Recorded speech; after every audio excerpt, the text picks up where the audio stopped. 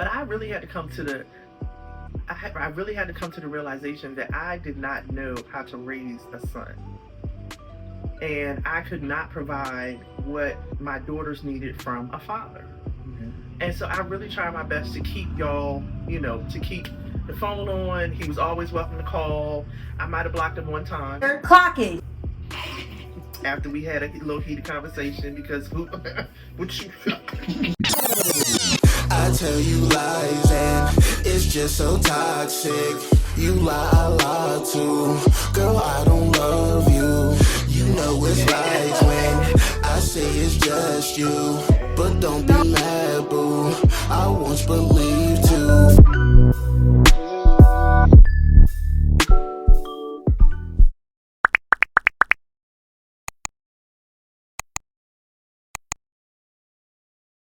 First, let me make this clear. It's DNS Soldier. And this is Robby Too Fast, and thank you for tuning in to the Two Sides of the Heart podcast today. I don't think y'all ready for this one now. I don't think y'all ready for this one.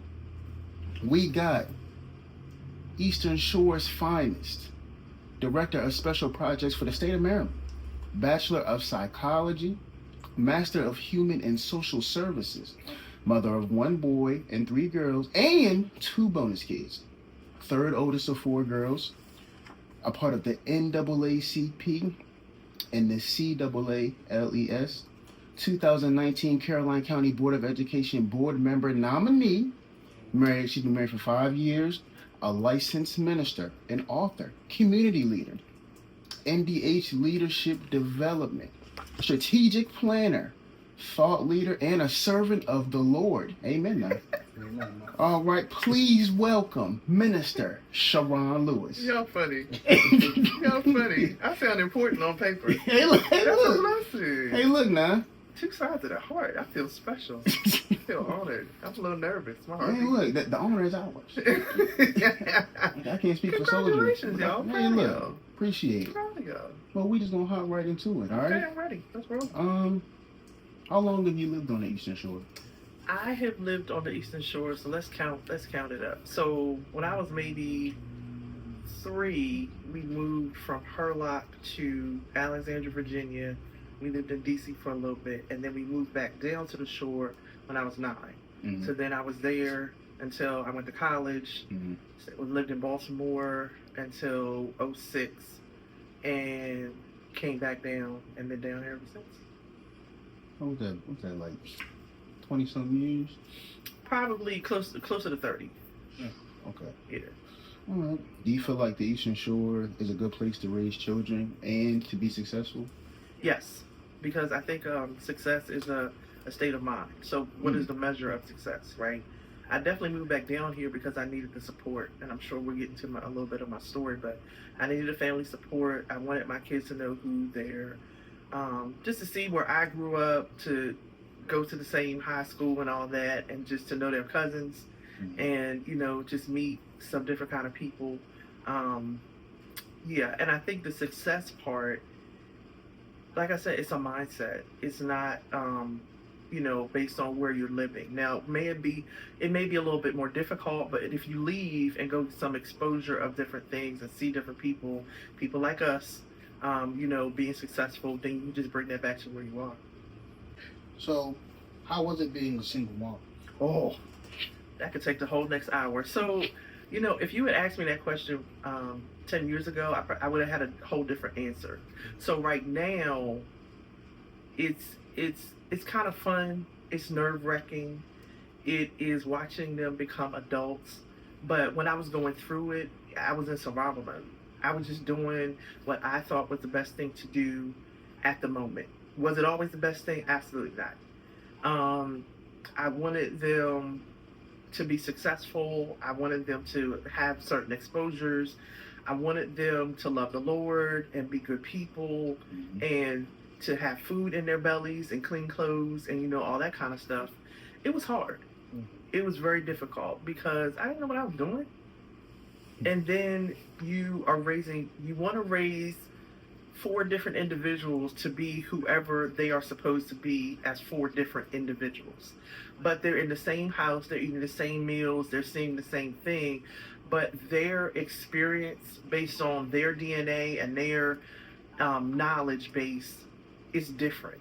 Mm-hmm. So Sharice did not grow up in the same house that Robby did. Mm-hmm. I wasn't the same person. We're all changing from year to year, and it changes the dynamics of things. So there was the year that Robby, went to live with his dad. So it was like heavy estrogen, but it was always heavy estrogen. But Mhm. I didn't realize how much that balance of testosterone was kind of needed during that time. Mhm. But just in general, I know that I could not have done it without the Lord. I promise you. I promise you. I don't know. And it was never a time where it was like, oh, I thought we were going to starve. But I Mhm. knew if that next check didn't come, it was going to be a problem. It was going to be a problem. So I was very fortunate. I had a lot of support. I knew I had a lot of family support. I had a lot of support with other women who were single parents. And I would watch what they would do, and I was like, "Oh, I can do this. Oh, well, I'm gonna do that." And they would, and like years later, I would find out, the Prince's mom. Mhm. She said, "Girl, we was out here trying to feed our kids this expensive food, and we saw you coming with the cooler." Well, I saw the white women bringing coolers. I'm not Mhm. paying $10 for hot dogs when I can get several packs of hot dogs Mhm. and just feed everybody. So I had enough chips for everybody or whatever, and we would just share and do the thing. I think the most complicated thing about being a single mom was trying to just figure out what was the best thing to do. So in any given circumstance. So I treated Robby differently than I did the girls. I did. I recognize that. There's a running joke that Robbie's my favorite. He is. I mean, it is what it is. Not my favorite as in I have disdain towards my daughters. Mhm. No, I just treated him differently. Like I have a certain mind frame about how young boys should be raised, Mhm.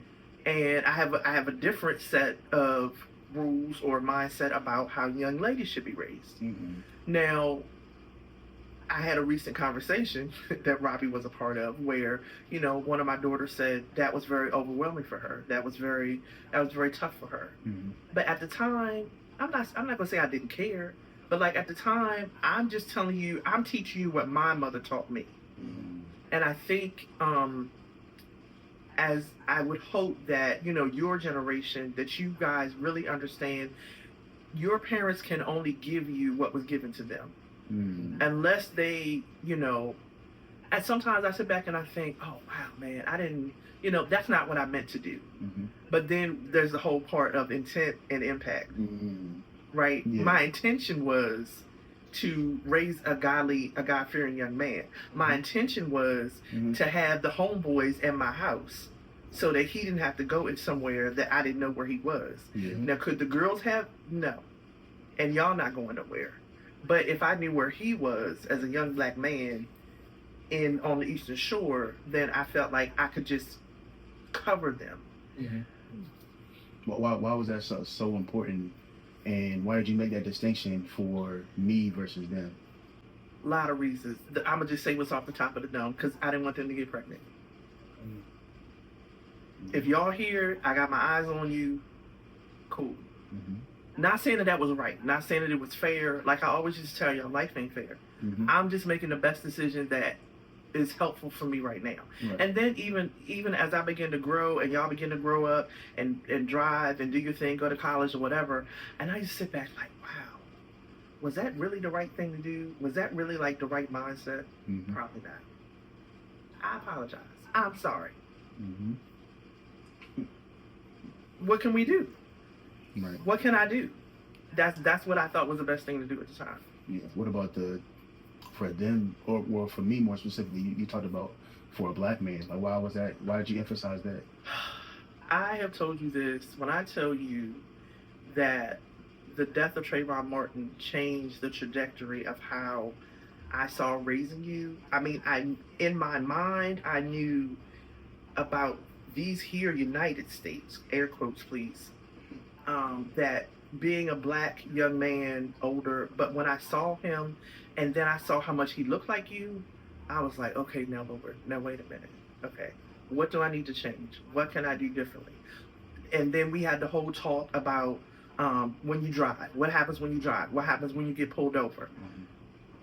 If she can't use alcohol, don't bring her home. Like, we had to have a different kind of conversation. Yeah. Because for your safety, because I need for you to come home.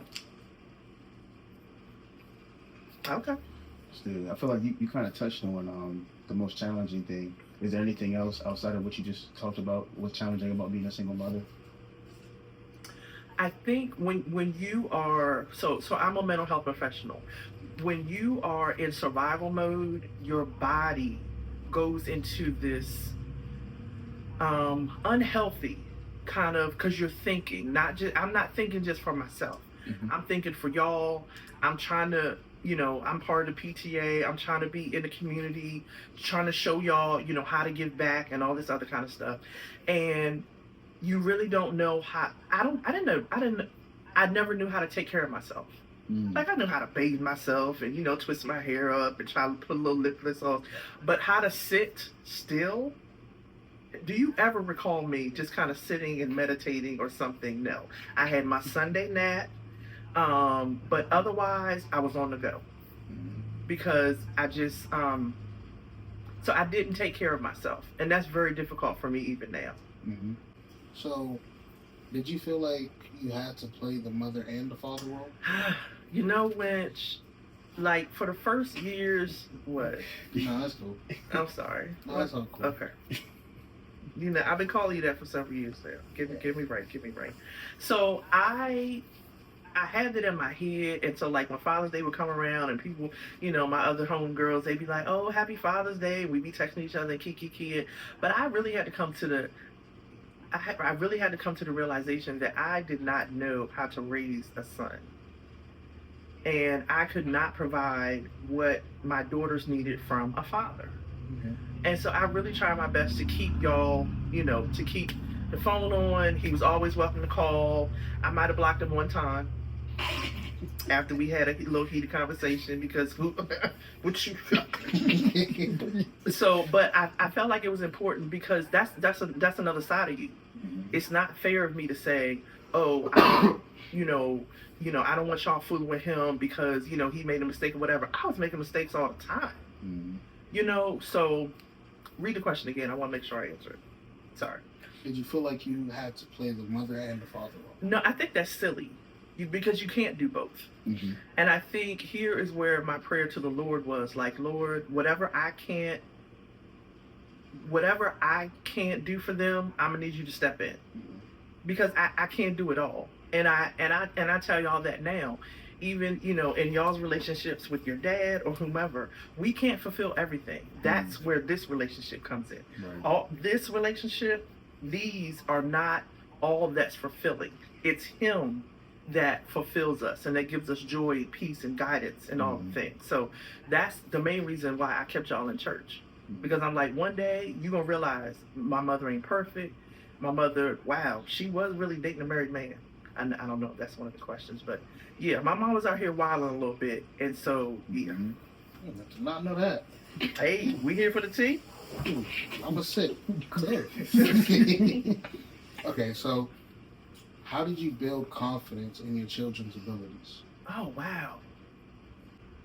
There's nothing more beautiful than motherhood. Like being a mother. Like I really do like being a mother. I loved being pregnant. I could eat what I wanted to and nobody looked at me crazy. They let me sit in the seat. They fed me. They, it was like, oh my gosh, look at you, blah, blah. And when I began to see them, flourish in the different ways that in their own things, whether it was cheerleading or sports or singing or tap dancing, I just wanted to see what they could do. I don't know. I just let them try different things, and we just see how they worked out. Okay, you don't want to do that anymore? Okay, I know I just paid $50 for this violin, but let's see. All right, then what's next? Because y'all gonna do something. Because my thing was either the streets gonna get y'all or y'all gonna do what you need to do, you know, to be successful in this world. I know I've repeated myself, but I just didn't want the streets to get them. Mm-hmm. So once they saw their niche, I let them try something. They saw their niche. Okay, boom, that's what you're doing. You want to cut hair? Here's some clippers. You want to sew? Here's a sewing machine. Because sis ain't got $800 for a what's a prom or whatever the little things, and I am sis. So I'm gonna need you to craft some things or whatever.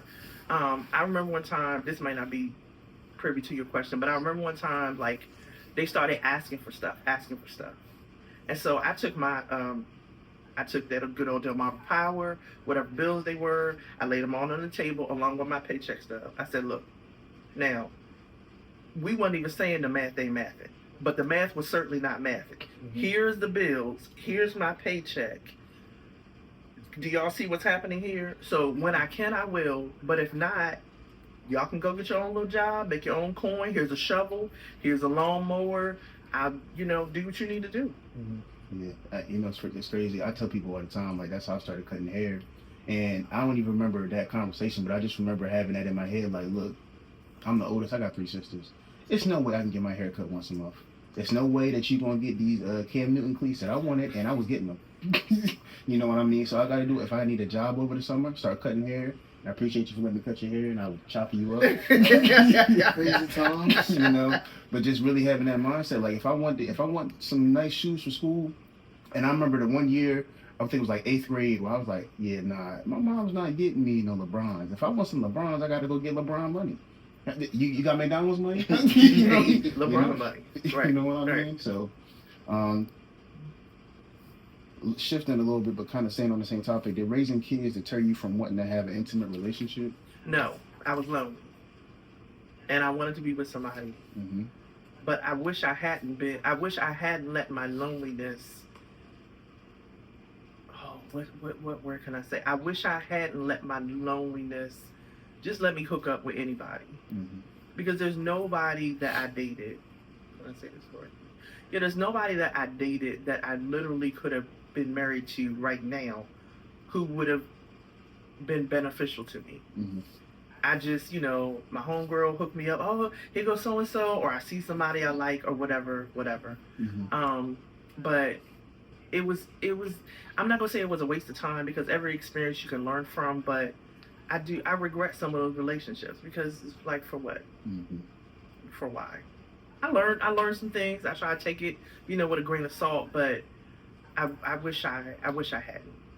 Mm-hmm. Yeah. Okay, how early did you introduce your kids to your partners? And how early should someone introduce their partners to I introduced way too early. Way too early. I think, personally, and I know it's difficult because just the way of the world is, I think you gotta at least do 90 days. Like, minimum. Mm-hmm. 6 months would be even better. And, it depends on how often you're seeing this person. You gotta be careful. Mm-hmm. It's some trifling people out here, and it's some predators out here, and it's people who mean your kids no good. Mm-hmm. And I might not have said, oh well, this is my boyfriend or this is whoever, but they would see that he was there before they went to bed, and then he was there for breakfast. So duh, put 2 and 2 together. So like, where was he? He didn't just come back early in the morning. Mm-hmm. Like, I think it's very, you just need to be cautious who you have around your children. Like, what are you presenting to them? What are you showing them? What is the benefit of you introducing somebody to them? Mm-hmm. If it's going to do more harm than good, then just don't do it. Right. Now, if he asks to be introduced, that's another kind of conversation. Mm-hmm. And then what are you going to tell your kids? Oh, this is so-and-so. Oh, okay. And now what? Then what if they start asking questions? Are you ready? Mm-hmm. Mm-hmm. That's right. This is good. Hey. So, how did you deal with a negative reaction from your significant others when introduced to the idea of meeting your kids or meeting your kids? So the whole 4-kid card, as I like to call it, like it was very challenging. Like if a guy was interested or whatever, and it was like, oh, Yeah, I have 4 kids. So I remember, oh gosh, what real quick story. So we went bowling one time over here in Seaford, and it was a church. And so there was a guy who was trying to talk to me, whatever, and I'm like, yeah, whatever. So I, go get in the car to take the kids home. So he come on, he's like, hey, I see you in your jeans or whatever he was saying. I was like, I'm not babysitting, right? Like, these are all my kids. He was like, yeah, but you good. I'm like, all right, well, I'll see you next time. Like, whatever. And so, he was trying to holler, whatever, but I like the attention, right? And so, I mean, who doesn't like that kind of attention? But sometimes I just wish I hadn't put my needs and desires before, first and foremost, before the Lord. And second of all, before my relationship with my kids. I mean, I think I have a good relationship with them, but sometimes I look back and I think, and I hope I'm answering your question, I think, oh man, I could have done this better, I could have done that better. I tried, Rachel, I tried. I'm sorry, Soldier. It's all good. How old were you when you first got married? 19. Eesh. Yeah, ow. Didn't know nothing. I mean, so naive. Like, you wouldn't have known if you were to get in a time machine and to go back. The only reason you would know it was me is because I was with your dad. Like, I was such a different person. It took a lot. Being a single mom drew that out of me. Drew this personality out of me. I was just so meek and mild. I didn't sing. I didn't laugh a lot. I didn't like my teeth, so I would smile. I was like Miss Sealy on The Color Purple. Like, I really didn't like myself. I didn't know how to dress. I mean, not that I'm a fashionista now, but like, I didn't know who I was. Like, who really does at 19? Sure. Right? Yeah. So it really, one of the benefits of motherhood is it will show you your deficits, so to speak, and what you need to improve upon. So when did Robbie ever tell you he had a bad attitude? I mean, the worst attitude at like 7 and 8. He would just like shut down and just be sitting there like, yo, what is wrong with you? Get your life right. Like, why is you this mad at 8? But that's a whole nother conversation.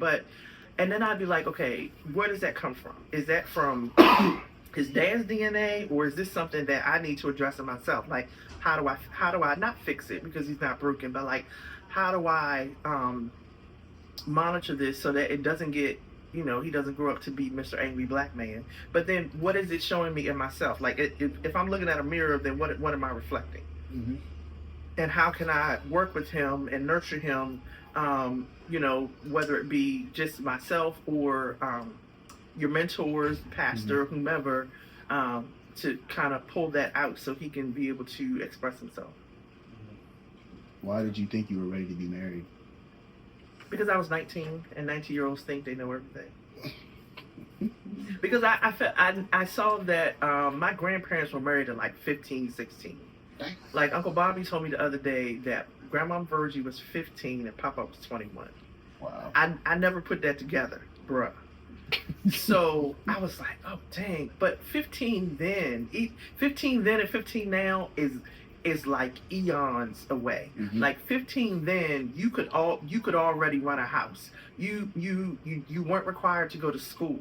Like, it wasn't like grocery stores and stuff. You just go in the backyard and pick some food, and everything was self-sustained. We have a lot of conveniences. Yeah. And we have access to more information and technology and all things. But if you put a 15-year-old out of the house, they can't fend for themselves.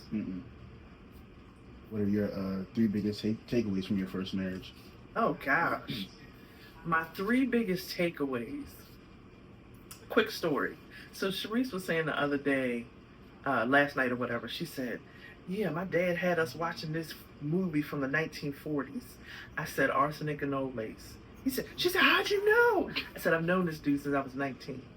Like, he's not going to change. He is the same person. Now, does he look a little bit different? Like, but no, I know what stories he's, like, we're all out to dinner or something, I know what stories he's going to tell. I probably know what he's going to order to eat. Like, I've known this dude, and I've studied him through y'all. So then, like, when that was real profound, wasn't it? Like, so, like, when things would pop up and y'all would do something, and I'd be like, where is this coming from? Oh, those 13 chromosomes, is it 26? Anyway, whatever chromosomes came from them Thompson people, them boat rights. I love the boat rights, don't get me wrong. And I would just, okay, now what can I do? What can I do? But ask the question again. What are the 3 biggest takeaways from your first marriage? That in this era, you probably shouldn't get married till you're closer to 30. My dad says it all the time. Yeah. And definitely don't have kids until you're ready. What does ready look like? I don't know. But you have to realize that having kids is a sacrifice. You no longer get to wake up, sleep, eat. Your life is based on somebody else. Mm-hmm. A person who can't do anything for themselves. Third biggest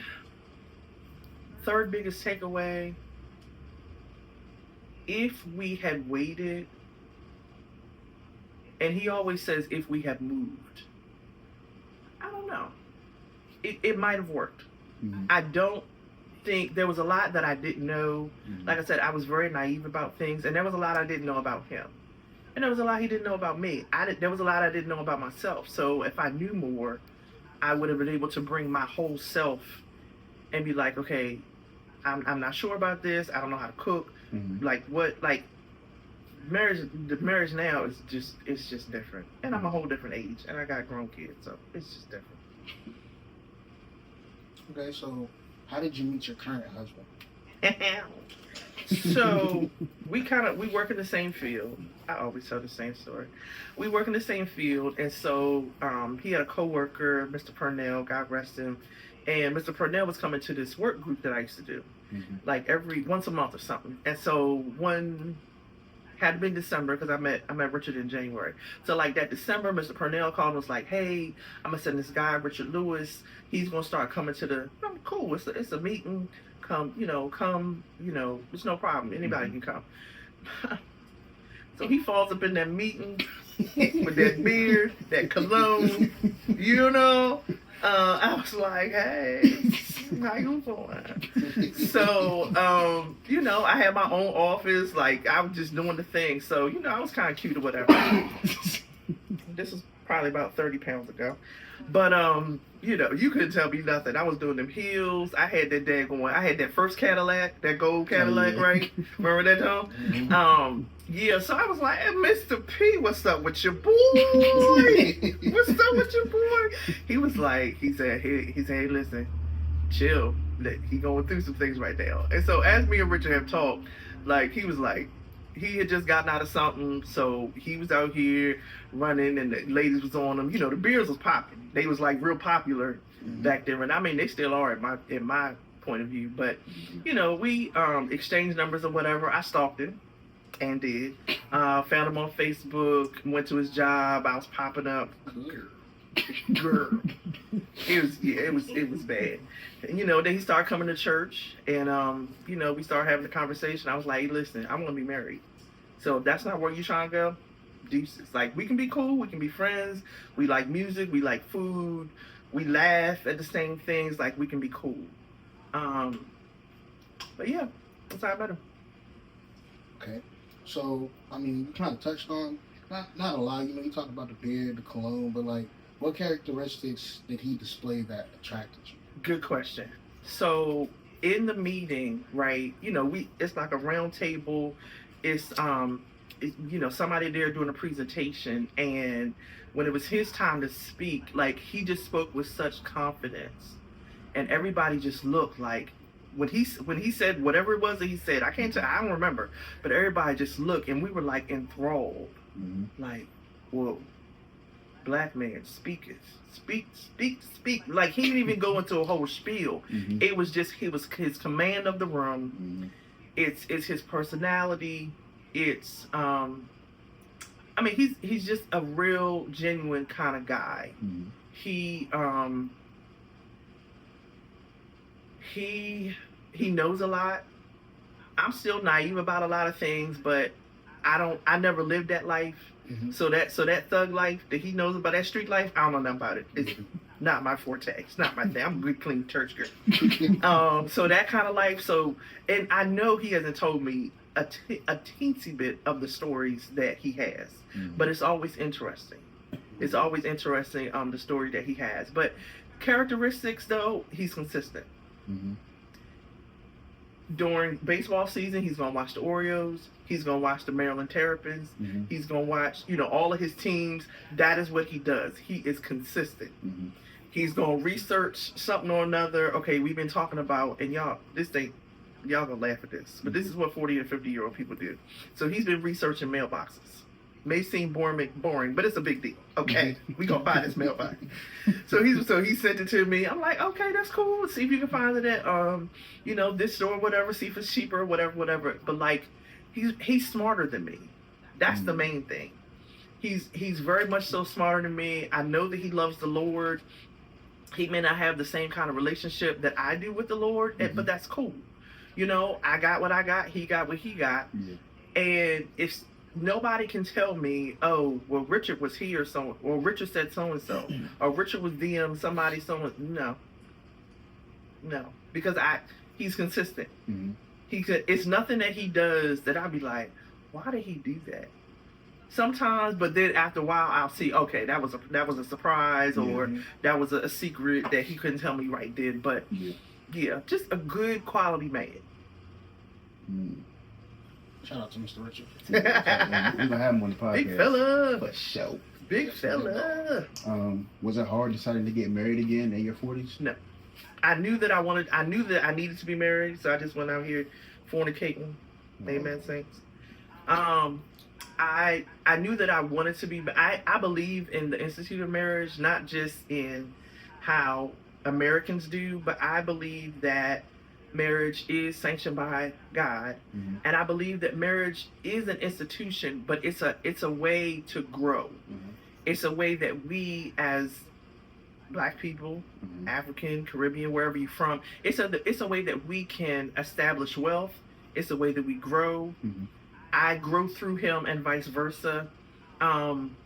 It's better to have not even just parent, but just a two-person household. You can talk to him about things. I'm like, that's a Richard thing. Call your boy. And I'll be like, when he get home from work, I'm like, did Robbie call you? Whatever. It's something that I knew I wanted to be. I knew at 19 I wanted to be married. I just didn't need to be married at that age. It was some other things I should have done. But yeah, I told him at the gate, hey, listen, if that's not what you want to do, cool. But this is what I want to do. So we in it. You think that's important for people to do, to be that blunt and open about their intentions? Yes. I mean, why would you not be?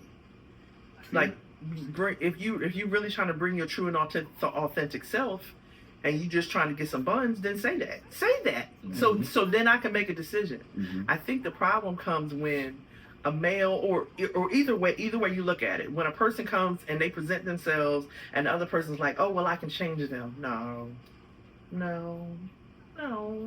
you can't. Why would you want to? They're telling you who they are. Why would you want to change that? Let them be great, or not so great, whichever way you want to look at it. So far, what are your 3 biggest takeaways from your current marriage? Oh my gosh. Oh, that's a good question. What are my 3 biggest takeaways? I mean, same thing that I just should have waited. Finish finish college, get the degrees, and so on and so forth.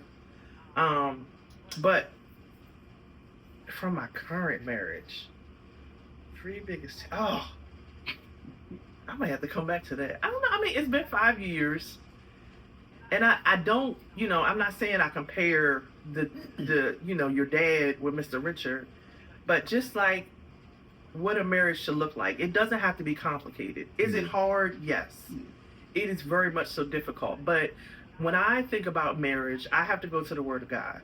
And so when the Bible talks about marriage, it talks about the two becoming one flesh. Okay. So when he does something to irk my nerves, and I'll be like, you know what, Lord? Okay. And then you know what I think to myself? Forever is a long time. That's how long That's my wedding song. That's what I sashayed up that aisle to. And I say, okay. I sashayed up that aisle. It was no guns there. Nobody threatened me. This is what I wanted. And this is what the Lord has blessed me with. So, okay.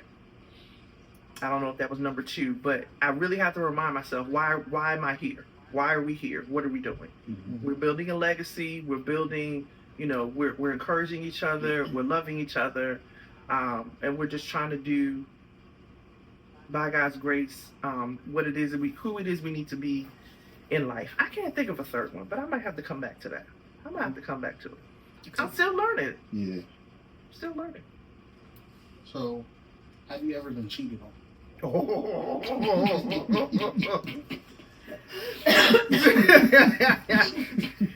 Yeah. So 2 months into, when I was married to your dad, Mm-hmm. he comes and he's like, yeah, I gotta tell you something. So he says, it is what it is. Of course, I'm devastated. I don't want to eat and just all the things. And I'm just so heartbroken. Like, why? What can I do? Mm-hmm. Could the sex be better? I can't cook, sir. I can't cook. So, I'm 19. I'm still putting Old Bay on stuff. Like, like we in this apartment, we don't have much money. Like, what is it that I need to do? Like, who can I talk to? Mm-hmm. How can we remedy this? What am I supposed to do? I don't know. Mm-hmm. And then like it wasn't. I had such low self-esteem. I was like, so what am I gonna do? It's only been 2 months. Where am I gonna go? Mm-hmm. What can I do? Who can I talk to? Who can I run to? Sorry, that's my ADHD kicking in. Like, I didn't know what to do. Do I go to the church people? Do I tell, like, what would they say? Mm-hmm. And so, we tried to talk it through or whatever. And as the years went on, it kept occurring. Mm-hmm. And each time I was like, I'm just going to stay. It's fine. Asking the same questions, what do I do? What should I do? What can I do? Yeah. I was just determined to stay. Mm-hmm.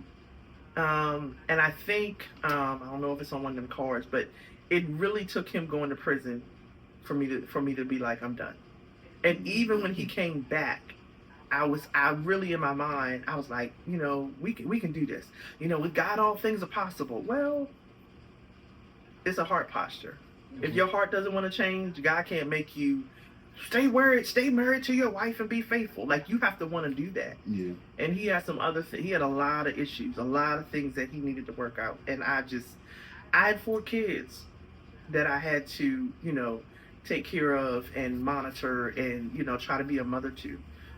So I couldn't do that and try to sustain a marriage. No, can't do it. Mm-hmm. So it happened often. Like I said, I wanted to stay, but after a while I was like, no.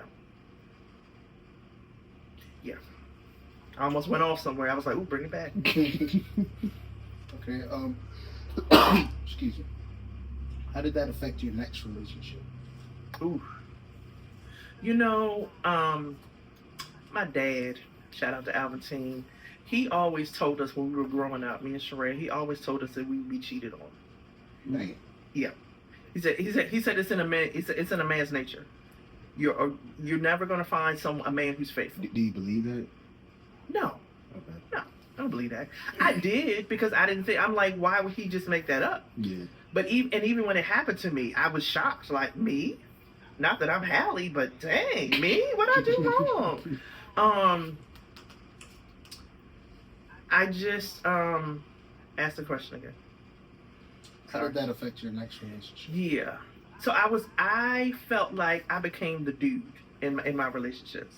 Mm. You're not gonna overpower me. I'm gonna be slicker than you. I'm gonna do whatever I need to do. Me and Sheree always had these conversations. One of my Sheree, by the way. Well, Sheree's my sister. Oh, all right. Your auntie. Shout out Yeah, Rhea. shout out Rhea. Sweets and the whole crew. One of my dad's famous sayings is, "I'm the best one that ever did it and got away with it." Mm. So I was gonna be determined that I was gonna study these dudes. They wasn't gonna beat me out or whatever. Like, I'm gonna be one step ahead of you. If I see that you looking, if I see that your eyes wander, okay, you can leave. I was never going to put myself in a situation where I was dependent on somebody, where you was going to have to pay my phone bill or buy this or buy that. No. You never going to be able to say, oh, well, I went over there and I took care of Sharon's kids. No, you didn't. That was me and the Lord. So it really had me, it had my self-esteem in a chokehold. But as far as other relationships also, I really was, I was frightened, fearful, like wondering, okay, is he going to cheat? Is he thinking about cheating? Is he about to cheat? But just always on the verge of, okay, if he decides he wants to cheat, then I'm done. You're not gonna have my heart like that. I'm not gonna be like, oh, in the bed and all this other kind of stuff. All right, you cheated. All right then, how's your girl? Do you? For that. Two things I have, and I'll probably have to ask both questions. So one, did that change the way then and now that you look at my dad? And so we'll start there and then I'll go to my next one. Him cheating? Yeah. I hated him for a while. I was so angry and bitter towards him for many years. But then, well, it kind of waned off. When I started to pray about it and be like, Lord, I cannot be raising this man's kids and be angry at him. Because y'all are a part of him. He's a part of y'all. Yeah. So I really had to pray like, Lord, I can't hate him. He gave me these 4 beautiful kids. Like, I would be mad at him. We can have some conversations. We can, I can tell him how I really feel. And, but I wanted to make sure that I just wasn't allowing that bitterness to come out in my parenting. Oh, you just like your dad. Well, I can't stand what y'all do that. Y'all did. Did I ever say that? He did. Yeah, I'm sure I did. But I feel like you did it earlier, but I feel like you tried to. It turned into like, oh, your dad does that. It wasn't such a bitter thing. It was like recognizing where I get that from. Yeah. I tried. Yeah. Did I answer your question? Yeah, you did. And so then, what about now? Like how do you know? Just as I have evolved, your dad has evolved, and I try to take that for as it is. I try to recognize that we were both 19, and we both had some growing up to do. And so there was no shotguns. We got married at Justice of the Peace. There was no shotguns there. Nobody made me. It was me who was like, okay, we can't be doing all this goosing. Let's just go ahead and get married. Against what we were told again. But I appreciate that we have made 4 human beings together. Like, what else could I ask for? Like, how could I really be bitter at him right now? I really can't. Sometimes he irks my nerves. He's cocky. He is who he is. But you think cocky or confident? Cocky. I said what I said. I choose my words wisely. You are confident. He's cocky. Do you need to know the difference? I know the difference. Okay. Yeah. I choose my words. I try to choose my words very carefully. Said I said what I said. Said what I said. Before you go, Soldier, that's me anyway. But the second thing would be the way that you went about your next relationships. About like, oh, no, you're not gonna get me. Do you feel like that's the right way to go about it? No. I think between relationships, whether they're good relationships or devastating, you need time. You gotta heal, process, let the baggage go. What did I do good? What did I do wrong? If it was a good relationship, why are you not together no more? What was the purpose of the relationship? What were your intentions? What were your thoughts, your plans going into the relationship? What do you hope to get out of the relationship? Right. Where y'all need to go next? And I just think growth in general, and just thinking and listening to older people talk and married people talk, and reading the word, like literally, like there's so much in the word of God, let me be specific, the Bible, the Holy Scriptures, that teaches us about finance and wealth and families and relationships. And if you look at the relationships of the disciples and Jesus and just the prophets and how they talk, when you get into those, you're like, oh. And the Lord will show you like, oh, okay, this is how you're supposed to interact with your kids. This is how you should interact with different people. This is how you're supposed to date. And this is what you should do to build wealth. And just, different topics. But just I think as you mature and you begin to understand, I like watching, I like going to the mall. I just like being places where there's a lot of people. Because I like watching people. Because people are hilarious. And people just have different things that they do. So then once you see how people move, I can't be mad at that man for how he moved. That's how he moved. That's who he is. So how am I going to be bitter at somebody for being who they are? Like, come on now. You're about to be 50. Your dad 48. You're older than me. But yeah, there was a lot. Well, let me answer the second part of that. I think there was a lot that I did have to break down in the relationship with Richard because of his background and my background. They're really totally different. Now, if you want to talk about, like when we start talking about, our interactions with our grandparents or like growing up in church and different things that we find in common, cool. But just some things I can't relate to with him. But then I have to take that in like, okay, this is his relationship. This is his experience. That's his point of view. Cool. This is my point of view. This is my experience. Neither one is wrong. This is just where we are. Yeah. Now, how can I continue to relate to him based on his experience? And most importantly, I said I wasn't going to be here for 2 hours. Jesus. Most importantly, the healing. And this could be this could be an intimate relationship. It could be any type of relationship that is broken. There has to be a healing.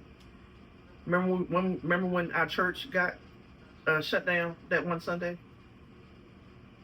We wasn't even there, but they went to church one Sunday. I was very active in that ministry, and the pastor was like, "Okay, the church is shutting down." You know who I'm talking about. Yeah, I just wasn't there that day. No, we weren't. None of us was there. It was my birthday. Okay. That was very daunting.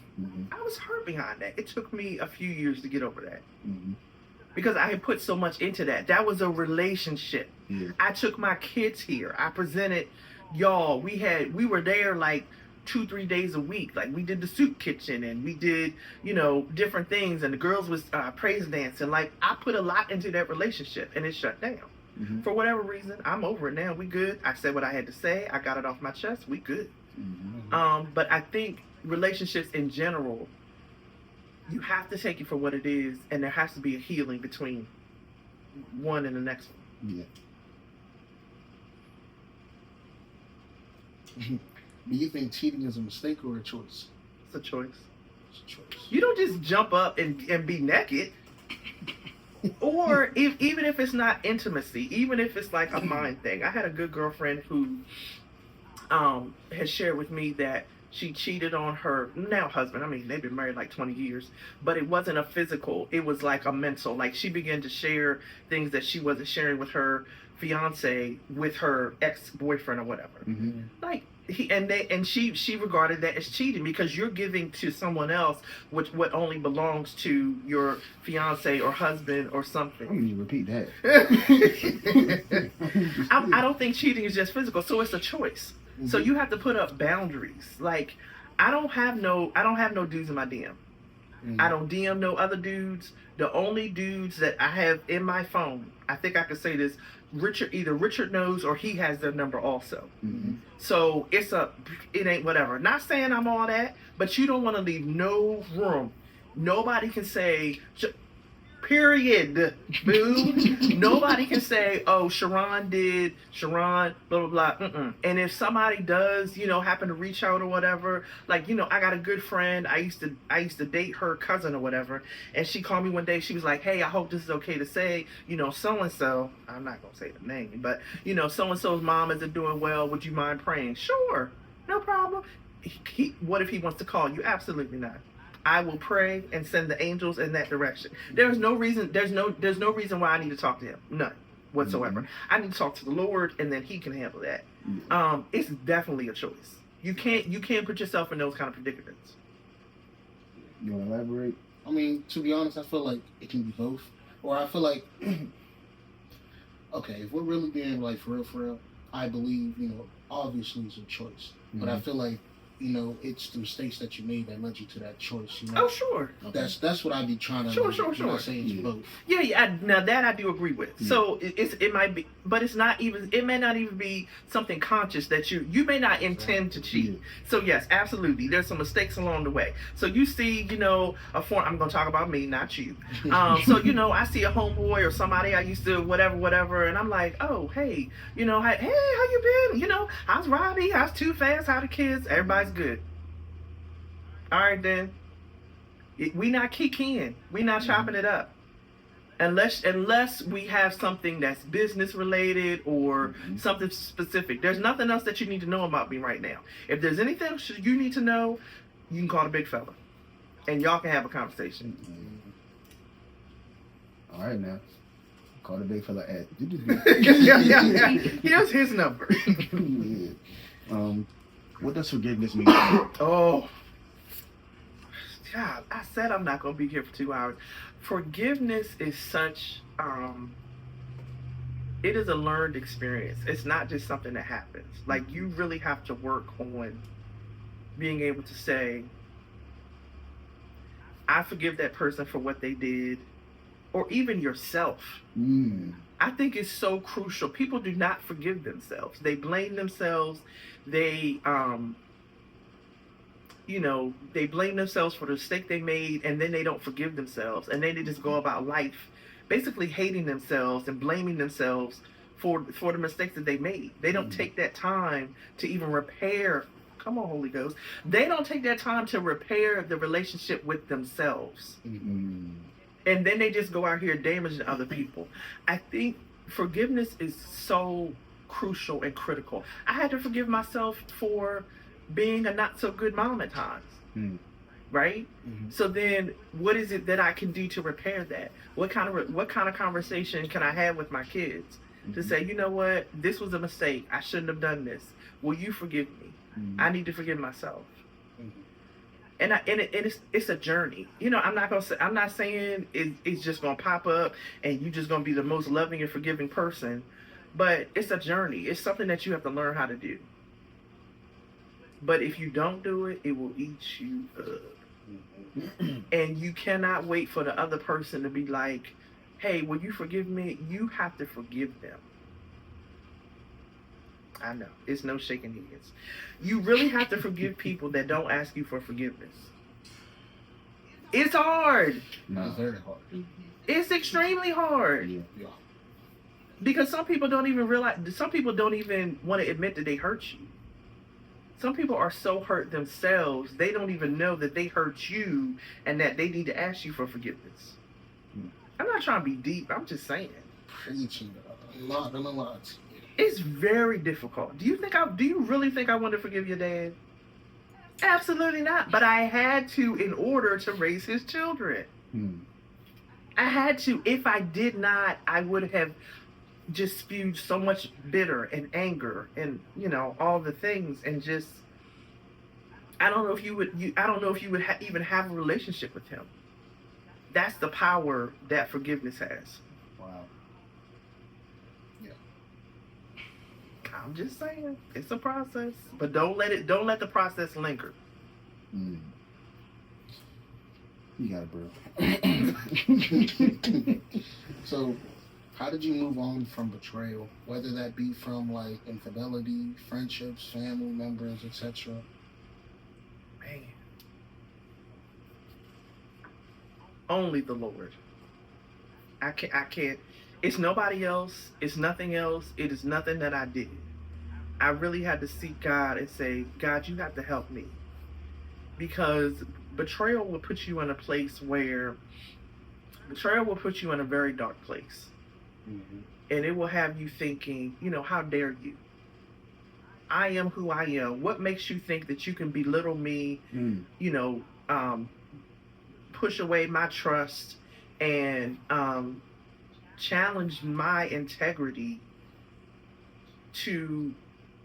because you want to be you know, a betraying type person or whatever. Like, I just, and I think we have to keep in mind that human beings are not perfect. Okay. And so when they say hurting people hurt people, that's real talk. It is. We're all hurting people from some kind of way. Yeah. Whether it's from your parents or from a girlfriend or from a teacher or from a coach, from a sibling. Hurting people hurt people. And so when that when that relationship is betrayed, you have a choice. That's the choice too. Whether or not you're going to sit in that betrayal and just let it eat at your soul and the core of your being and allow that person to just live their life. Or if you're going to say, you know what, it's nothing I can do about it. It happened. What can I learn from it? How can I be a better person? How can I not betray others? Because that person may not even have known that they betrayed you. Most people do. Now, I'm not saying people are oblivious. They just out here like, oh, I didn't do that to Robbie. I didn't. No, you know. People know what they do. Yeah. But there's some cases where they might not. There are cases where people don't really know. Mm-hmm. Right. Yeah. What would you say? What was I ready to say? What would you say to the people that, oh, it didn't really affect me. Oh, that didn't have no effect on me. At the time, it may not have, but as that betrayal happens, another one will. You got to check your heart posture on a regular basis. You know, what am I? Oh, I almost bought this book I'm reading. It's called The Garden Within. And it talks a lot about emotions and how people don't talk about emotions from the Bible standpoint, how Jesus cried, how he was angry, how he might have felt when a woman was drying his feet with her hair. I mean, he's a man. Hello. So my point is, how do we get through the feelings that we have? Do we sit with them? Do we talk about them? Do we write about them? Do we make songs out of them? How do we process the different feelings without just, I'm fine, you know, screw them, whatever, blah, blah, blah. That was real corny, wasn't it? But like, I'm fine. No, it's not. Because at some point, you're going to be like, you know, this is really affecting me. This is really bothering me. I'm really having a hard time. And you got to get that off of you. Yeah. Not all of a sudden, but sometimes you got to sit with it. Yeah. How can this make me a better person? She's preaching. Well, talk about it. How was it you one time? I mean, I've been betrayed a couple times, whether it's to friends or relationships, and I was most definitely, that guy that I was like, man, I ain't tripping. I'm straight. As long as I'm breathing, I'm gonna be fine. And mosey on. But like, yeah, there were certain times where it's like, damn, like that shit really messed me up for real. And it's like, I just felt like I didn't have no other option but to move forward. I didn't take the time to heal, so I did my fair share of hurting people. You know what I mean? I probably let it like destroy my trust more than it should have. Like even Robbie be like, bro, you're tripping, man. Like people was not out to get you like that. I don't trust that nigga, man. You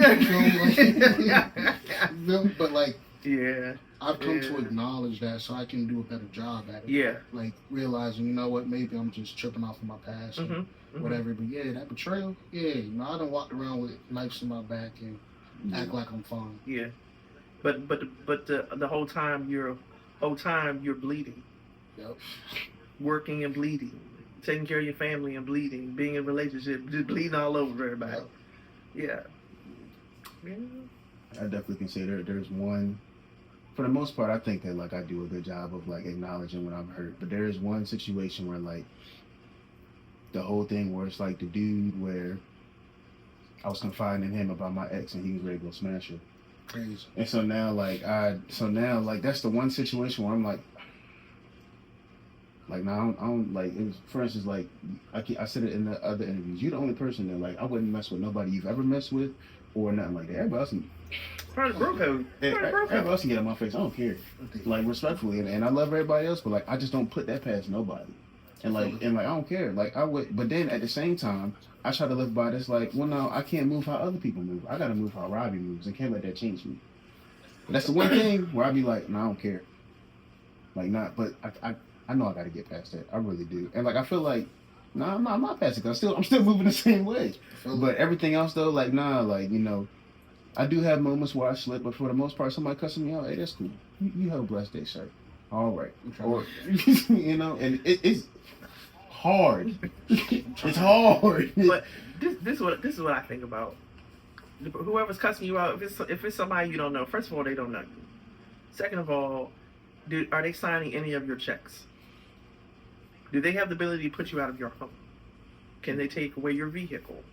Is there any impact that them cussing you out is going to have besides hurting your feelings or being in your face or whatever? If they can't affect, if they don't have the power of nothing else, you can't give them the power of them pissing you off. Mm-hmm. So then, but my feelings, Minister Sharon, my feelings. hey, listen, the old fella keeps telling me feelings ain't facts.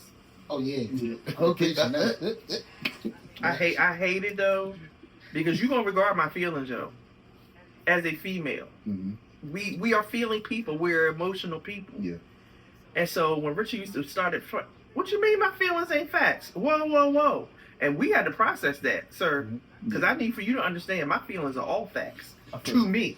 I feel like there's two things that can be true at the same time. It's true that you feel that way. It's also true that that might not be what's going on. Facts. Those things are true at the same time. That is true. That's it. Is that what they call a dichotomy? That's true. Both of them can be the same. So it's another point of, you know, understanding what our words mean, that our words have power. Mm-hmm. And so feelings aren't facts. However, like you said, just because I'm feeling this way does not mean that that's what is being, you know, portrayed onto me, or that's not even part of the conversation. My feelings are based on my past experiences, not this current experience right here. Right. What are the key components to a healthy relationship? Ooh.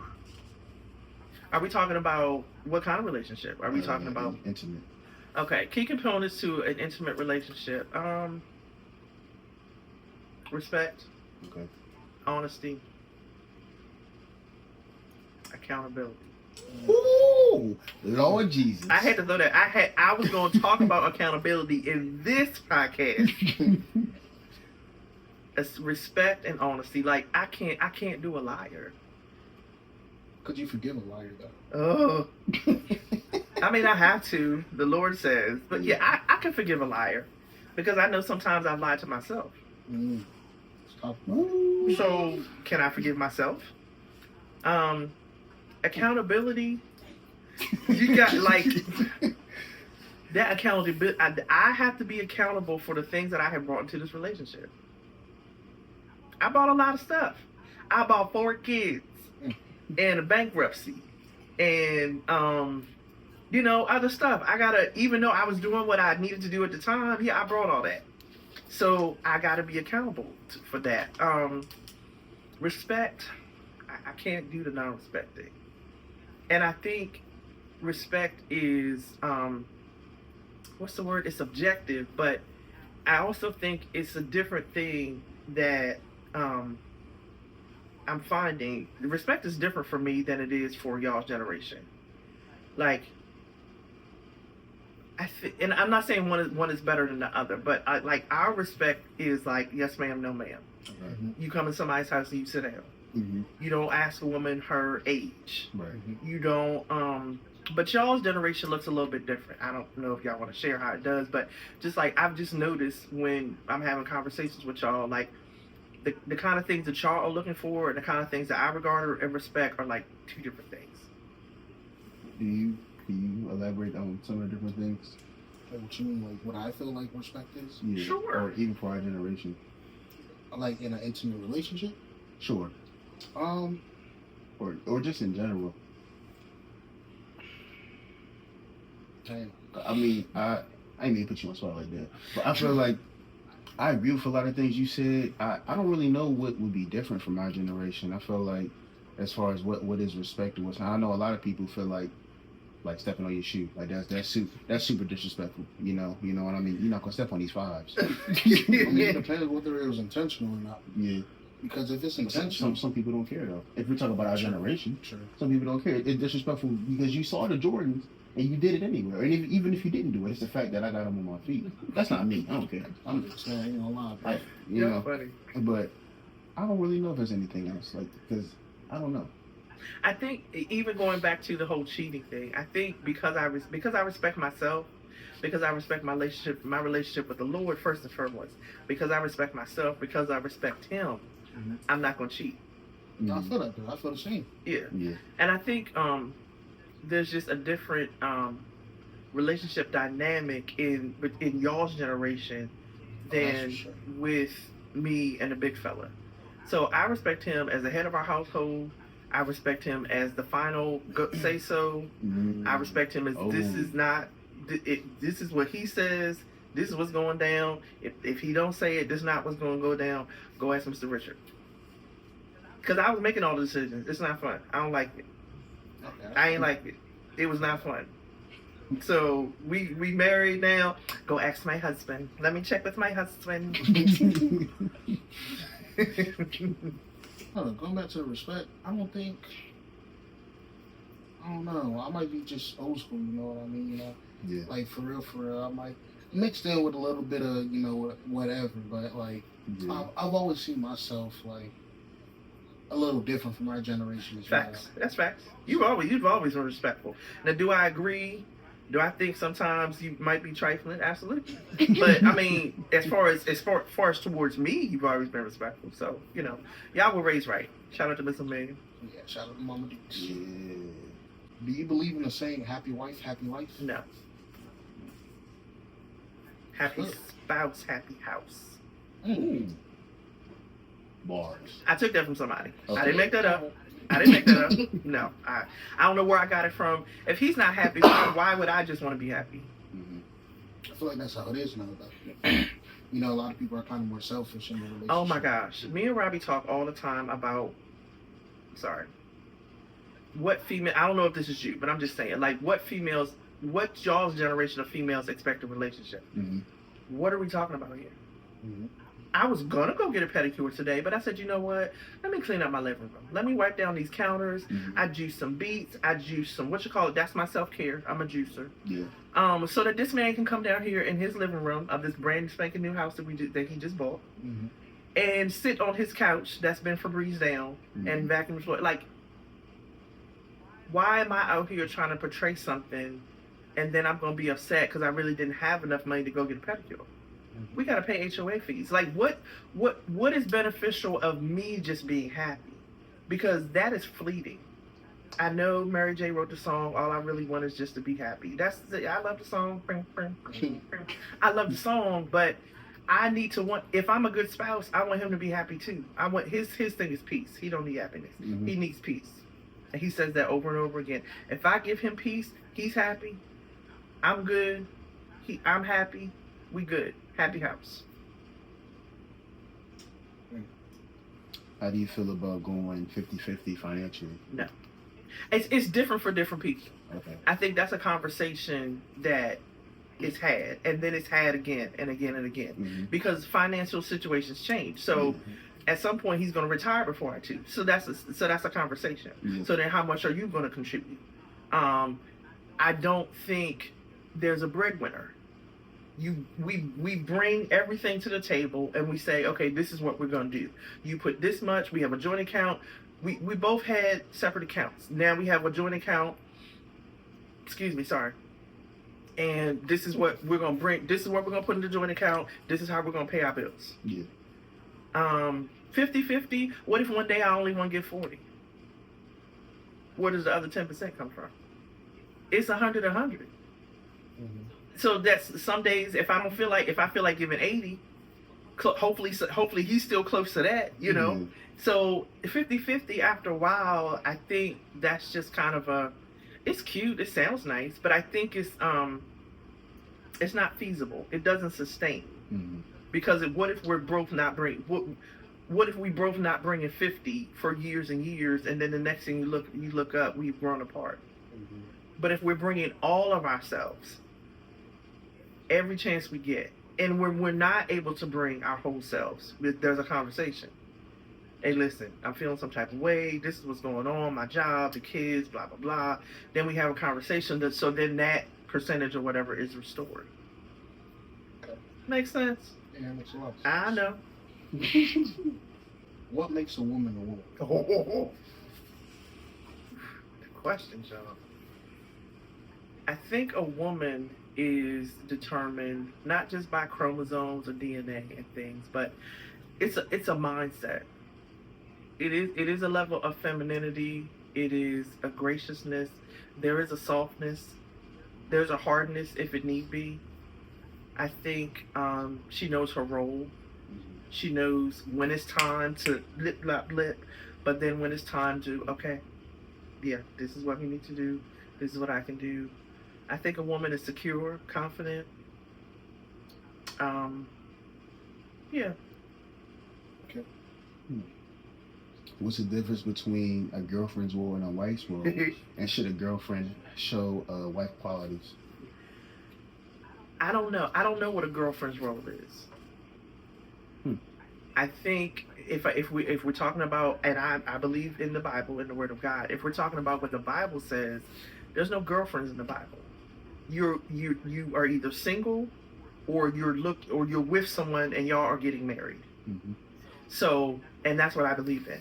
So I can't speak to the role of a girlfriend. Okay. But I think the role of a wife is to support her husband and to make sure that they are both moving in the same direction, to check herself, to take care of herself, to check herself, and then to make sure that the family moves along. I believe in traditional household duties or whatever, but that's a conversation. Mm-hmm.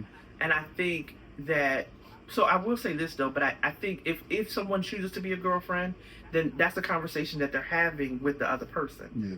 What do you expect? Here's what I expect. Here's what I can give. Here's what I'm not willing to give. Yeah. It's a conversation. Mm-hmm. But I think the role of a wife is so crucial because she can make or break a house.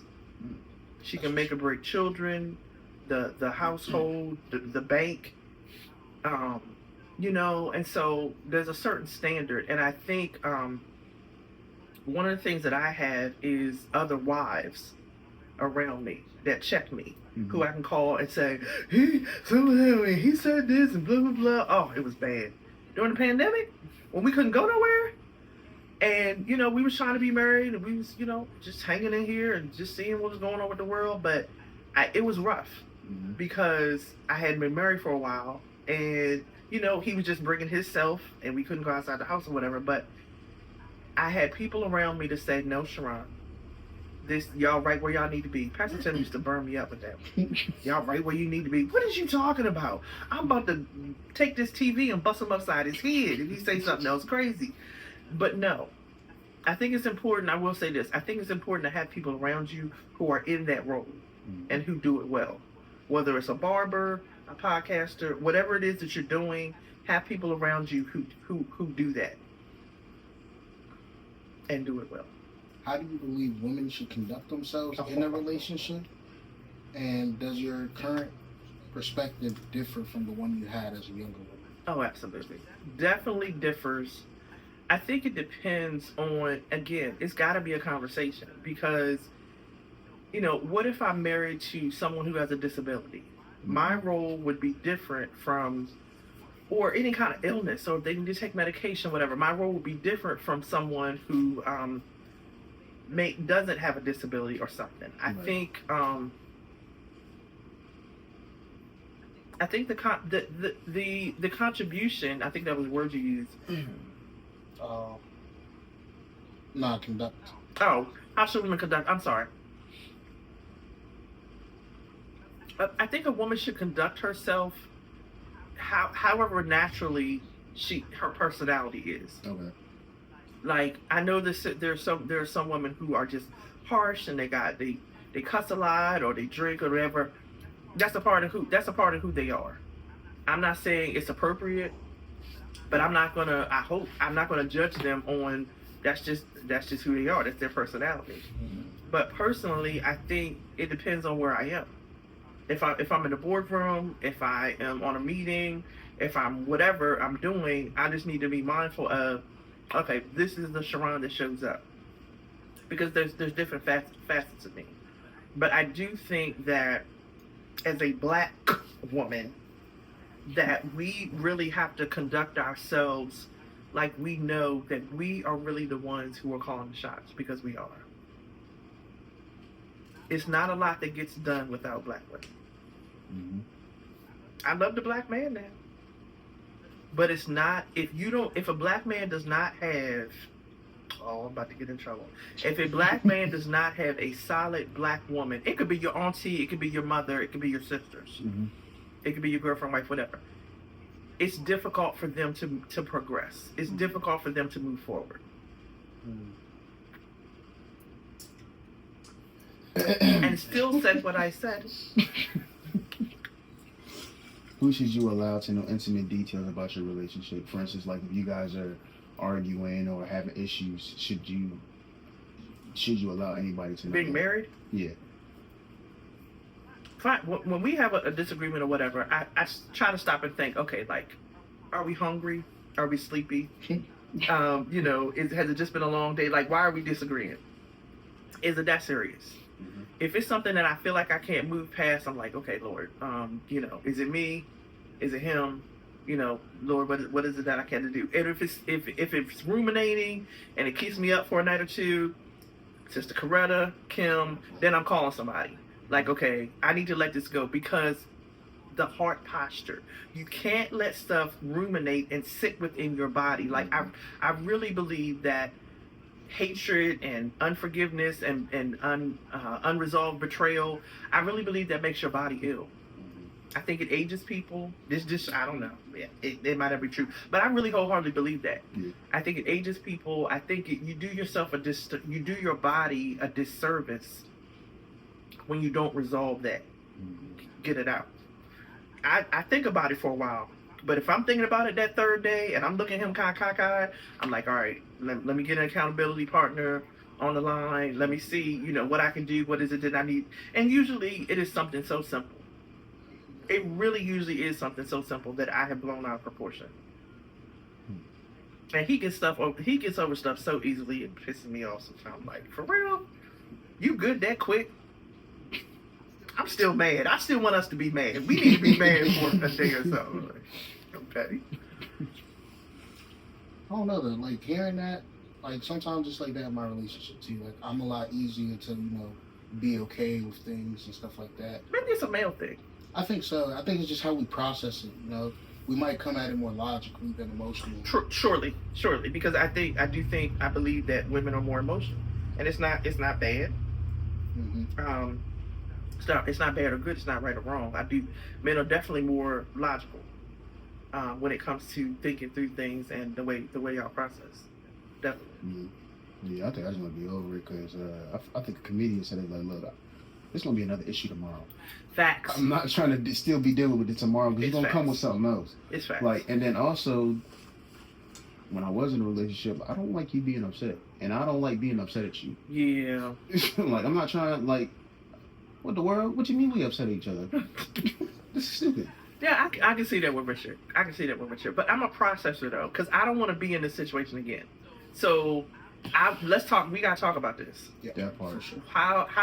What is it that I did or thought or whatever? What is it that you said, did, or whatever?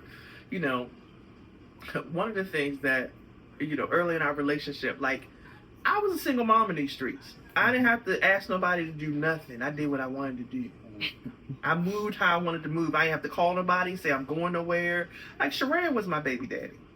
I called her, hey, we going to Philly. The kids going here, blah, blah, blah. Like, I didn't have nobody to do that to. So then when it was like I had to do that, I was like, okay, I can do this. Not that he requires that, but it would be nice for him to know when I leave here, okay, I'm leaving here, just in case. I know I watch too much CSI, but, things happen. The world is crazy. Absolutely.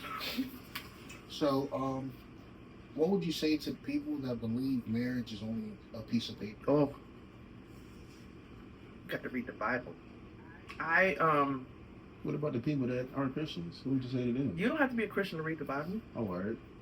I think you need to read the Bible. I think everybody should read the Bible. I mean, I think everybody should write a book. I think any even if you regard the Bible as a historical document, read it. Yeah. But I think it's so much more. It's not just a piece of paper. It's legacy building. It's lineage, man. You talking about having children with somebody and your children's children and their children. Like, do you know how deep that is? Like, your DNA is going to be carried on through, your DNA is linked with someone else, and that's going to be carried on after you're gone. Yeah. I ain't never think about it like that. That's, yeah. I ain't never think about Yeah. it. Lineage, like, you know, Yes. good.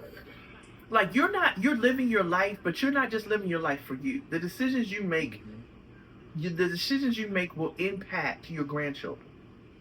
The decisions you make over the next 3 to 6 months will impact your life next year and the year after that. But even the more, the decisions that we make. So my decision not to take walks every day may impact how I'm able to engage with my grandchildren one day. Mm-hmm. If I'm not taking care of myself, if I'm not well, you know. But just marriage is a covenant relationship. I believe that. And I believe when the Bible says that marriage is undefiled, that the Lord regards marriage as it has a sanctity to it. It's such a beautiful covenant, not the wedding. That's cute. We had a bomb wedding. That was real nice. But when you got to do the work every day, Mm-hmm. it's a beautiful thing, man. Black love, beautiful. Beautiful. When would you say is the right time for people to get married, whether it be like age, financial status? I don't know. I can't say, because I can't say, okay, if you got 10 stacks in the bank, you ready. Mm-hmm. Because then up here you may not be ready. Right. Up here you could be ready, but have $5 in the bank. Mm-hmm. And then it could be, it's so many factors. And I think one of the key things is, it's so many factors to marriage. It's so many factors to any relationship. And I think one of the things, especially for Black people, is we become so westernized, is we think that marriage is just these two people. Mm-hmm. No. Marriage is me, him, our kids, our siblings, our vehicles. Are we going to buy a house? How will this impact? What are we going to, like, it's so many attributes to it. And you just have to be on one accord. You have to be determined. Like he first said, he said, listen, I ain't going nowhere. So all that crying and screaming I was doing and halfway cussing him out or whatever I was doing, child, so much. It was so much so I was doing the most. I just had to realize, okay, if he's not going anywhere, I just had a revelation. I just had a revelation about something we talked about previously. When we were talking about cheating, mm-hmm. that really did change me in this relationship. Mm-hmm. Because I thought he would leave at any moment. Mm-hmm. Y'all funny. I really, I was afraid. I was afraid he would leave. Okay. How did you overcome that, though? He's consistent. He's there. I don't have to do anything for him to be there. He's there. I don't have to be any better. I don't have to cook any better. I don't have to whatever. He's there. Okay. I don't know if that was helpful, but there we go. It was. I feel like his character and just in who he is was another way to reassure you. It's facts. You're good. Tis facts. Yeah. I feel like a person should be able to reassure you without even having, you asking for that. Just who they are as a person should reassure you, like, okay, this nigga gonna be here. Like, he stuck with me for real. Like, yeah, so I understand that. Yep. Golly. Go ahead. They're ready. Yeah. So, how do you make a woman happy? Oh gosh, you can't. You can't make a woman happy. I have to be happy. Mm-hmm. If you can make me happy, then you can make me sad, you can make me depressed, you can make me anxious, you can make me frustrated. If you have control over any of my emotions, if I allow you to have control over any of my emotions, you can just do whatever you want. Then my emotions are based on what you do. Well, that's facts. Cool. I have to be in control of my own happiness. If I'm going to depend on, now this is new. Like I used to, want to depend on a man to do whatever, but I had to realize if I give him that much power, he can just make me into whoever he wants me to be, and that's not who I'm supposed to be. But you can't give somebody that much power. I have to be secure in myself. I have to be happy and confident in myself and who I am, who God created me to be. And that's not saying that he cannot add to my happiness. He cannot add to my joy, my peace, whatever. Surely that can happen, but I don't think you can make happiness. I'm picking up this quote, man. All right. You're a pretty smart guy. All right. Do you believe mental health issues have a bigger impact on relationships than people are willing to admit? Oh, absolutely. Oh, man. Golly. I think mental health issues, whether they are addressed or unbeknownst, are so impactful to, because if you see your dad putting his, or vice versa, if you see your parents putting them hands on each other, and you think that's how relationships move, that you're going to take that with you in the first grade. You're going to take it with you to the 8th grade dance, to football. You're going to take that everywhere with you. So whatever was happening with them mentally while they was putting their paws, that you have to recognize that and address that issue within yourself, even if, whether it's talking to your parents or, I'm just giving an example, but definitely mental health issues, whether they are, whether you know that there's a diagnosis or you're maybe not sure, they have to be addressed, because it's a part of you. It's the same thing as if your elbow is hanging off your arm, you got to get that fixed before you go out here just trying to work and be in a relationship or whatever. So for me, mental health is the same thing. I regard physical, emotional the same as, mental health. Yeah. With the yeah. How do you feel insecurities affect relationships? Oh gosh. If you bring insecurities into a relationship, you won't be trusting. You may not be trustworthy. You will stay in a you may stay in a place of anxiety because you feel like, oh my gosh, what are they gonna do? What do I need to do? How can I change? Well, how can I change them? And it would just keep you in a place of, you gotta watch Inside Out too. Highly recommend. I watched it. Listen, apply it to your life. Yeah. I'm just saying, like, that's truth. That's truth how anxiety rolls. And I think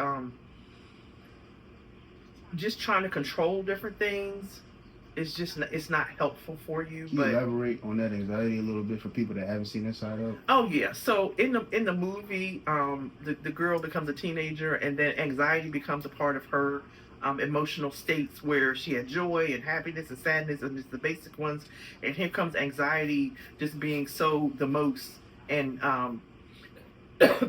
trying to control every scenario of everything that's happening in her life. So whether or not she makes friends, and if she does this, she may not have friends forever and ever. And what if she does this? And what if she moved this way? And how come? So she leaves these friends, and then she wants to make some new friends, and she wants to be on the team, and this is going to impact her life. You can't have control over everything that's happening in your life. You can only move how you need to move. Because if not, anxiety will have you in a fetal position somewhere, needing some medication. Literally.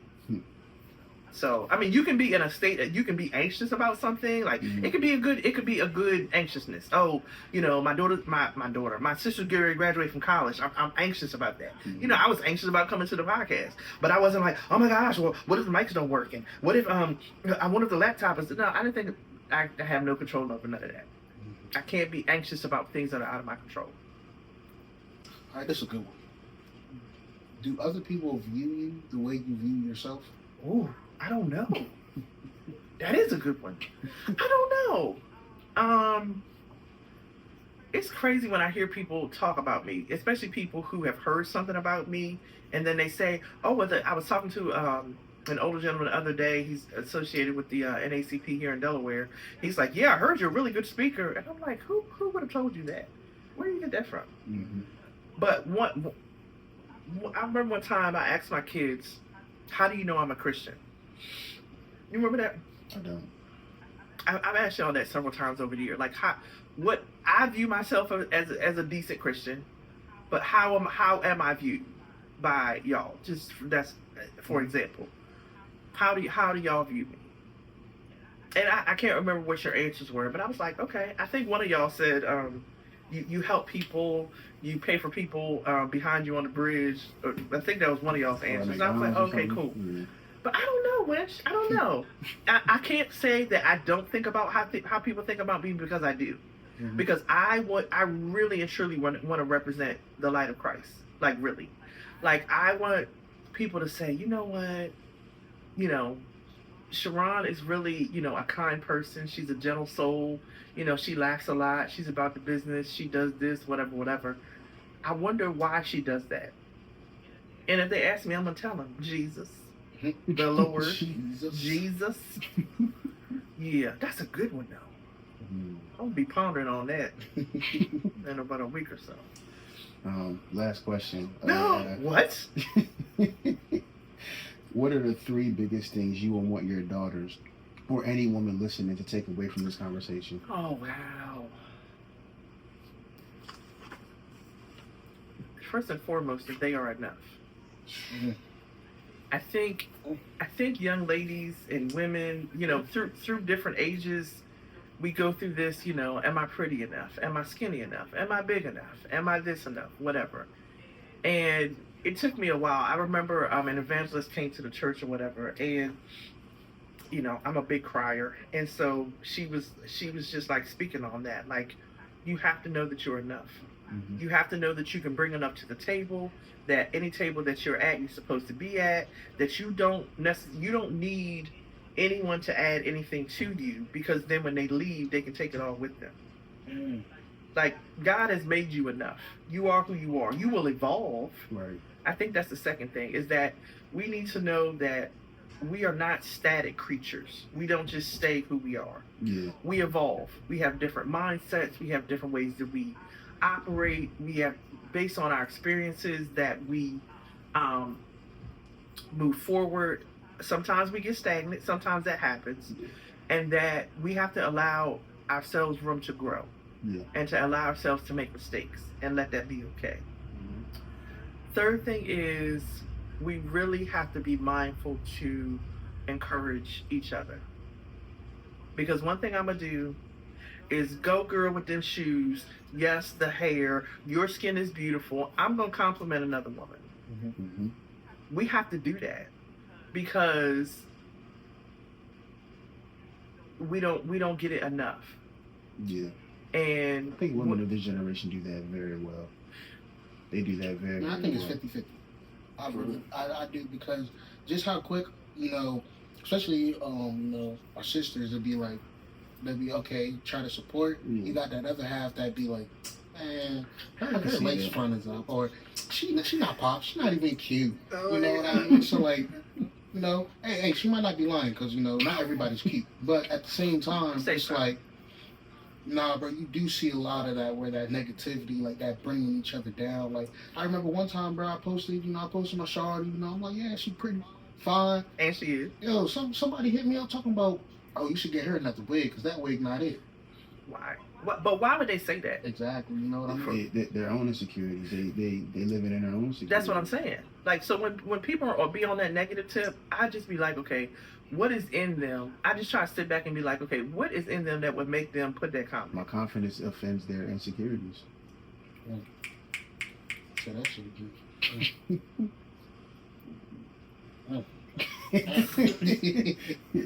See, confidence. That's what it is. And it's like, people might, oh, you're cocky, but it's like, to answer your question again, it's like that thing inside of you that you don't feel like you're enough, so you feel like everybody's supposed to feel like that. Facts. Everybody's supposed to move in that. Facts. And then at the same time, people that are confident, they can't fathom how people are insecure. And so then you're like, why would you think that? I think I do that a lot. I'm like, I know somebody that was insecure, and why do you not know who you are?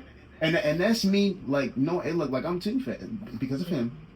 I'm too fast, and not like that means I'm better than you. That's just because I know who I am. So then when they would be like, I think I'm ugly today. You,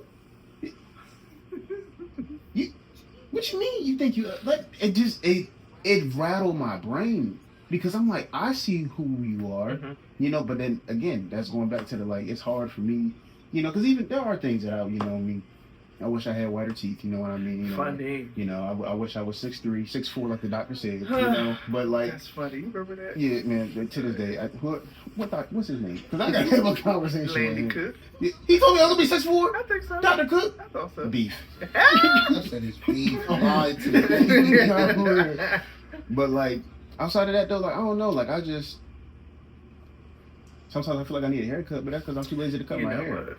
But like, at the end of the day though, like so then when people are like, you know, sincerely like that, and it's always, I'm not always, but I feel like it's always the people that are the most gorgeous. They have the like the biggest insecurities. Halle Berry's. Like, and it's like, wow, like, yeah. If you could see yourself how people saw you, like what? But see, that's the thing. Like that's the outward. Yeah. It's the inward that really exudes the confidence. Yeah. You know. True. Big facts. I know. I already know. Big money, checks don't bounce. I get both. Like I get both sides because I got times where I can be very confident. I got times where I can be very insecure. Yeah. You know, and it really started from I didn't have my confidence until like when I was way older. You know what I mean? Like I would fake it though. You know what I mean? Or I would laugh stuff off. It's cool. We're joking. Cool. But like I go home and look in the mirror like, damn, that shit crazy. You know what I mean? It wasn't until like I started growing more and like you know what? I'm the shit. You know what I mean? Like, hey, I don't care what you say. You know what's crazy? You the person that got me to be confident. I don't know if you know that. You know what I'm talking about? Oh, nah, bro. You know, like when we was at the slime video and yeah, and I had on the thing and I was not going to zipper it down. He was like, bro, you been working out, you been doing all this stuff. That's a whole reason why you're working out. Take that joint off. Pause. So then I did it. And then when I posted them pictures, man, all these comments and all that stuff, he was like, see, I told you this was right. Yeah. I was like, man, I was like, you was right. You got that one, bro. Like, I ain't mad at you. You know? I like y'all's friendship. It's pretty cool. It's pretty cool. Yeah. I can't believe we got to the whole thing. I'm tickled. Yeah. I thought it was going to be, like, I don't know. I didn't know. So I was like, nothing is off.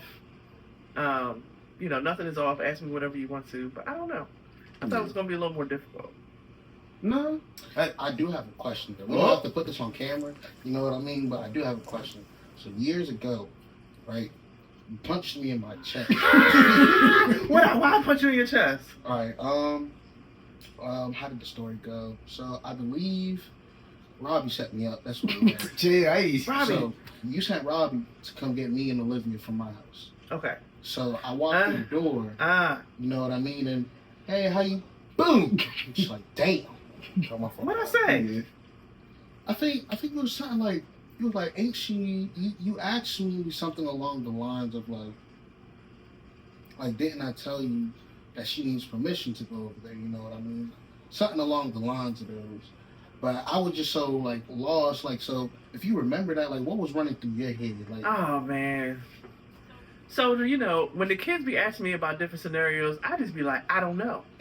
I don't know. What's running through my head right now is I was probably more angry at her than I was at you. But I can't really punch a young lady in the chest. And I don't know. It depends on how old y'all were. Like if you were a senior, then that means she would have been a sophomore. It's a what's that? She would have been a junior. Oh, sorry. So yeah, you're right. Sorry. I don't know. I just think a lot of times I did what I thought was the best thing at the time. Not saying punching your chest was okay. I'm sorry. That's hilarious. And it's funny to me that not hilarious funny, but like when they be bringing back different things that happen, like my view of it and their view of it, not saying that either is wrong, and I'll be like, why did I do that? I don't know. I was just mad at the moment. Like, why did you? I told her. I'm sure I told her not to go. And I said to you, I told you. Well, I said you can put this on the tape. It's fine. I don't know. I really don't know. You know, that's one of my favorite stories of this guy. That's hilarious. Yeah. What grade were you in? Honestly, I was either in 10th or 11th. I was in one of those. Okay. I'm sure she was put on punishment. I'm sure. That sounds about right. If I didn't tag her at a later date. Yeah. All right, this will be the last thing. You know what's funny? Do you remember how, like, during that time, how you, like, fake didn't like Soldier? And you would be like, anytime Soldier be around you, fake mad. And then he would leave, be like, man, that's a good dude right there. Hey, don't tell him I said that. I didn't like anybody who wanted to be with my little girls. I didn't like any of your girls. I was like, you didn't like nobody that wanted to be No, with me. I didn't like nobody who wanted to be with my kids. I wanted them to be safe, and it was just me and my little ducklings. And yeah, I just wanted y'all to be covered. And I didn't realize how much control I really had of y'all, or I thought in my mind I had of y'all, until y'all were getting older and you were teenagers and y'all was doing things, and I'd be like, what? No. Robbie's where? What? And then when I really had to let the control go, ooh, that's part two. That's part two. I'll say when we can end it off with this. I'll say when, because your opinion and what you thought of me has it's still not as much now, but like I think all the way up until I was like 21. I'll say I think that was around the time. I don't know, 20. You told me, you were like, look, Robbie, I'm gonna always have my opinion. I'm gonna always feel some type of way. You got to make a decision and stand on it, and it can't be based off of how I feel, how your dad feel. Like, you got to make that decision and stand on that. And I felt like it was easier for me to do that because I wasn't living with you anymore. Facts. So then now, like, I'll be trying to tell my sisters that are certain people, but if they still live with their parents, that's hard. You live with them. You got to deal with that. You got to walk in and see that look right there. You got to walk in and see that look. I don't got to see that. I'm hang up and that's it. I probably didn't, you know what I mean? I'm hang up the phone. I probably won't see you till Thanksgiving. So, like, whatever. So it's easier for me to not have to deal with that. But then the people like that do live with their parents, they could probably like that's not an easy feat to accomplish. Like I gotta deal with that. I gotta hear the stuff that I probably wasn't supposed to hear. You know what I mean? And then like I gotta deal with the passive aggressiveness. Mm-hmm. So yeah. Because I see that's part two. But just with y'all being adults, and I've had these conversations. Even real recently, with your sisters, I'm not going to change who I am. Yeah. I am who I am. You know who I am. Right. You know what I require. You know I don't like a bunch of stuff in the living room. Like, I got my little pet peeves. I'm passive aggressive. Mm-hmm. All right, now. You know what that means. Mm-hmm. All right? It's different from, all right, now. Yeah. We know what that means. Yeah. It's the language that we have. And so, just do what needs to be done, man. Come on. Just come on. I know we're trying to end this, but like, what would you say to the kids that are upset at their parents for how they raise them? We don't know what we doing. Yeah. We don't know. You can read all the books. You can talk all the people. You can do everything that you feel like is the best thing to do, and your child still go to prison, still be on drugs, still cuss you out and tell you garbage or whatever. Like, God forbid any of that happen. My heart would go out, but we do the best that we can, and we're broken. This is why this relationship is only as strong as this relationship. Mm. And I still have to pray and ask the Lord, okay, what does my son need? What does my son need from me? Not to mention I see a therapist every 2 weeks, and we talk about y'all a lot. Because I really have to process, okay, my relationship with y'all looks extremely different than it did 10 years ago. Yeah. And so, what is it? How do I need to change? Do you need me to call you every day? Probably not. Would it be nice? Cool. If I don't hear from you in 3 days, I'm in your face. You already know. Yeah. But I think for y'all's generation who are like, my parents are so toxic and all that, I think that's garbage. Your parents are human. Okay. Your parents created you. So if they're toxic, what are you? I'm not my parents. I'm me. Yeah, you're you, but you're still a part of them. So then you need to talk to them about what you believe is the toxic part of them that you see. Have a conversation. Like, that's the one key thing. Like, we got to communicate better. What if they feel like they're not going to get it? They're not going to understand. Then that's where this comes. Okay. If you don't feel that your parents, your grandparents, whomever, if you don't feel like that you're ever going to get that forgiveness, you're ever going to get that I'm proud of you, whatever, this is why we have a Heavenly Father. It's because my father is not able to, he was not able to guide me in the things that I needed. So this is where I came. That's the Father I come to. Mm-hmm. To get that confidence, to in his word, learn better about myself, to, listen to the podcasts and the preachers and read the books or whatever that are, inspired by the Holy Scriptures, so that I can get what I need. Because he's a human too. He can't give me what he can't give me what he didn't have. Yeah. And it's a process. We're talking about it like it's so easy, but no, it's a process. But don't take that as like, oh, it's a process, I can take my time. Like, no, understand though that it's not going to be as easy as we're saying it is. Yeah. And that you should still strive and work on it. Yeah. See, alright, I had to come to a realization, right? Mm-hmm. So a lot of people look at their parents as just their parents. Like, that's mom, that's dad. Yeah. We don't look at them as another human being, and we don't look at them as a person. You know what I mean? Come on now. Because, okay, my mom, I'm Haitian, so growing up, it was very wicked at some times, you know what I mean? And it's like, at some point in times, my mom will tell you this any day. Now, I got a whole bunch of siblings. I had 2 sisters and 2 brothers, 1 cousin, who lived, she was like a sister, and that's just on my mom's side. But add all of them up, I still got beat the most. Like, it was like undeniable every day after school, or whether I didn't clean my room or whatever the case was. Like, I would get tore up. You know what I mean? And I used to think my mom hated me.